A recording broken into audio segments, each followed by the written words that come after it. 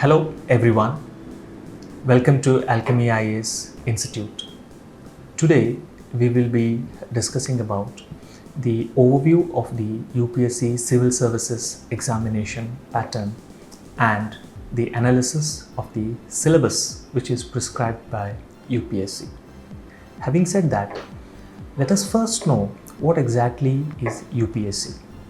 Now, UPSC stands for Union Public Service Commission, which happens to be a constitutional body under the Government of India. The main role of UPSC is to conduct examination to recruit civil servants. So, the main task of the UPSC is to conduct examinations for various services under the Government of India, which fall under different categories like All India Services, Central Services, Group A and Group B. The All India Services being the Indian Administrative Service, the Indian Police Service and the Indian Forest Services. So these are All India Services, and there are other Central Services, Group A and Group B.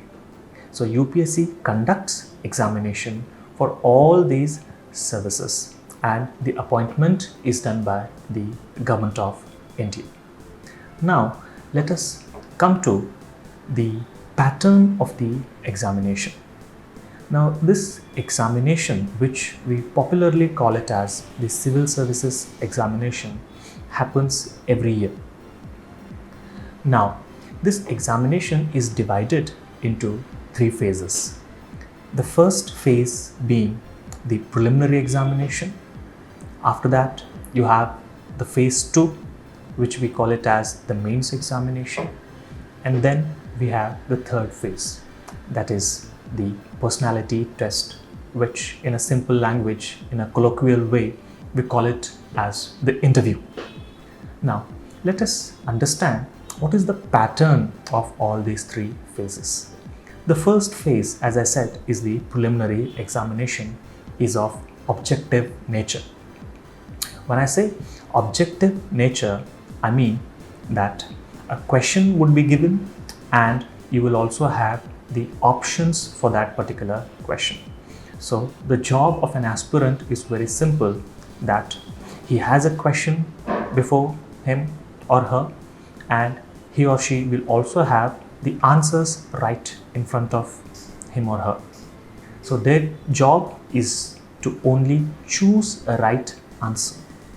That is what is the meaning of objective type questions. So preliminary examination is completely 100% objective type.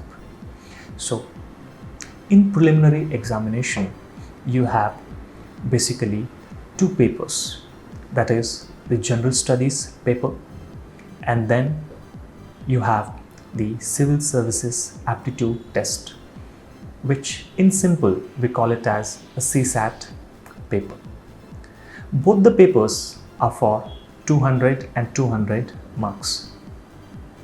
So the general studies paper is for 200 marks, and the CSAT paper, that is paper 2, is also for 200 marks. Now let me first talk about the CSAT paper. Now, one must bear in mind that the CSAT paper, that is your paper 2, is mere qualifying in nature. Now, what do we mean by a qualifying paper? The meaning is quite simple. Here, you have 80 questions and 200 marks. But the UPSC says that the minimum marks needed is 33% out of 200. That is, an aspirant must compulsorily cross 66 marks out of 200. So if any aspirant crosses 66 marks, that is 33%, then the CSAT paper is cleared. Now, in case, unfortunately, if someone fails to qualify in CSAT paper, that means if someone fails to achieve the bare minimum 33% of marks, then his paper 1, that is the general studies paper 1, would not be evaluated. So, though CSAT may not be a crucial determinant for your UPSC Civil Services examination, but it can hamper your career prospects. So, one should not take the CSAT paper very lightly. Now, let me tell what exactly entails this CSAT paper. Now, this CSAT paper, according to the syllabus prescribed by UPSC, will include basic arithmetics and numeracy. It will also include the English comprehension skills. It will also include your mental ability, logical reasoning skills. So questions would come from all these aspects, and the good thing about the CSAT paper is it is mere qualifying, which was not the case earlier. So just to ensure the level playing field amongst all the aspirants who are participating in this examination, the Government of India since 2015 has made the CSAT paper qualifying in nature, so that no one can have an undue advantage over others. Now, having said about the CSAT paper, let us come to the General Studies paper. Now, General Studies paper is of prime importance for any civil service aspirant.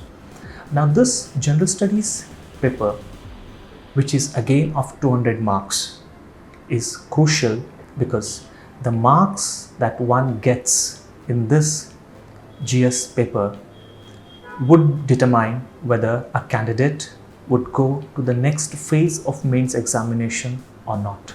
So mind you, do not take the GS papers lightly. So CSAT is only qualifying in nature, whereas it is this General Studies paper which will determine whether a particular candidate would go to the next phase or not. So the General Studies paper will have questions based on history.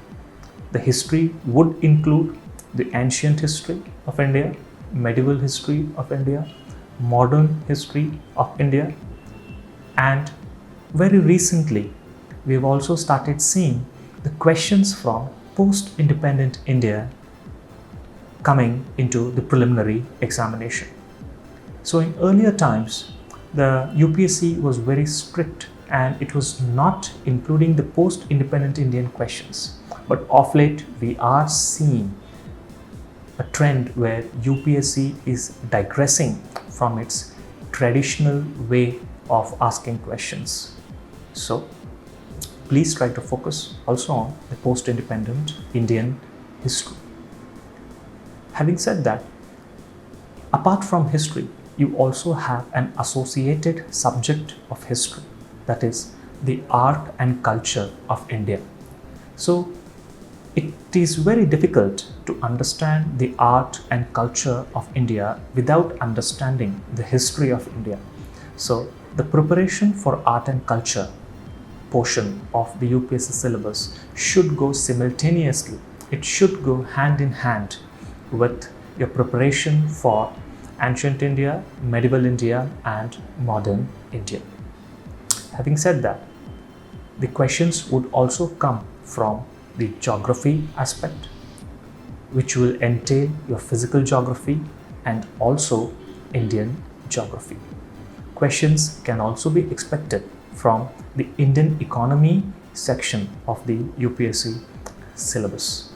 You can also expect questions from environment and ecology.